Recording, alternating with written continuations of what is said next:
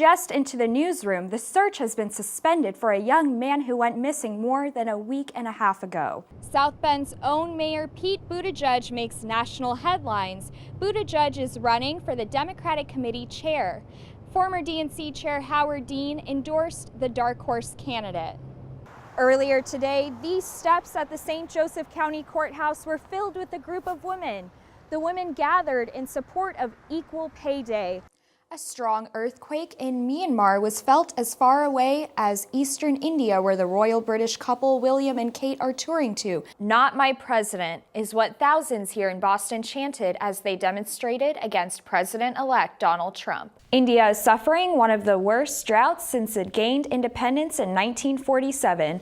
Low precipitation and high temperatures in the summers during the past 2 years have led to this drought. We saw a little bit about the independent voters. How influential were they to the results tonight? Well, the independent voters are always influential in New Hampshire. It meant 40% of the electorate. All Somerville first responders have been carrying Narcan in their vehicles, and it has clearly been saving lives. What kind of trend is this showing? Is this just disdain towards establishment, or are we seeing polarized views? Well, the polarity, the polarization we see in government at the national level is reflected in this campaign. The food served at Taste of Michiana every year in South Bend has been delicious enough to attract a crowd for over 20 years. Could this spell deja vu for Hillary Clinton? Well, it certainly feels like deja vu, except the reverse was in 2008 she had lost Iowa, won New Hampshire. Now it looks like she's had 2 in a row. A warmer than average November gives Somerville residents a little breathing room until heating season really picks up. What is the case that supporters of mandating cursive education have put forward? Historic documents are in cursive. Don't you want people to be able to at least read them? Through various gymnastics-related exercises, children get to work on skills such as balance, motor skill development, and socialization. When the one-to-one initiative rolls out in the fall, each student will receive a Chromebook that they get to use both in the classroom and at home. But what's most exciting is how the students will be using it in their lessons. Love chess but want to soak up the summer sun? At South Bend's Studebaker Plaza, you can play outdoor chess with these life-size pieces. You're a star. You're a star. She's a star. Whoa, give me that ball back. In cities across America, people gathered to demonstrate in the name of science.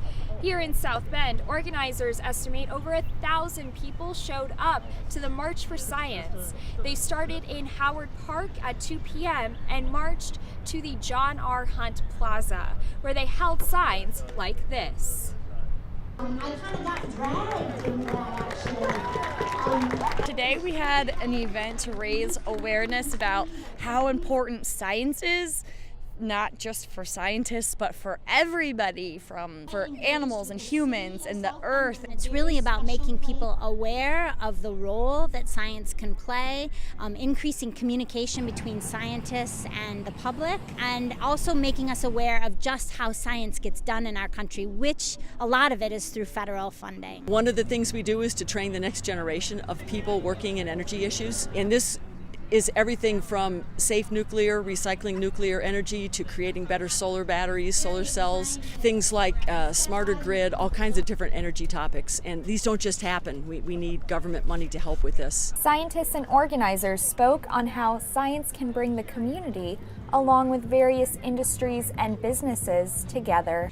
It's been incredibly rewarding to get outside my scientific comfort zone and work directly with the stakeholders. The people that it really makes a difference for are the farmers and the managers that manage our agricultural landscapes. One more paper, one more graduate student that graduates, those are all great outcomes for me personally, but to know that you can also help people live a better life, protect the environment, and feed their family, it makes the job all the better. As spring approaches in Notre Dame, there will be plenty of days like this, sunny and breezy. Perfect day to fly a kite. The Indian Association at Notre Dame hosted a kite festival, but there's a lot more to it than meets the eye. This event was organized by the Indian Association, but it wasn't only specifically for the Indians. It was for everyone. The organizer is a friend of mine, and I'd never heard of this festival before, and she told me, hey, we're going out flying kites. It's a tradition. A kite festival is a very big thing in India. It marks the beginning of the spring, and it's so popular in India. Even people in Gujarat, in the state of Gujarat, they have kites competition. Kings and queens used to fly kites, and commoners did not get a chance. But now anyone can take part in the kite festival. It's important to interact with people who are out of your comfort zone also, but at the same time, when you're missing home, you try to get closer to the community. According to the UN, India is the world's largest democracy. This is one of the reasons the Indian Association of Notre Dame believes it's important to host cultural events. It's good to get out and know other cultures and see what's out there. It's not good to live in a bubble. There's a significant number of the student population that is Indian, and I feel like for such a large number, it's really important that the rest of us understand, a little more about the cultures.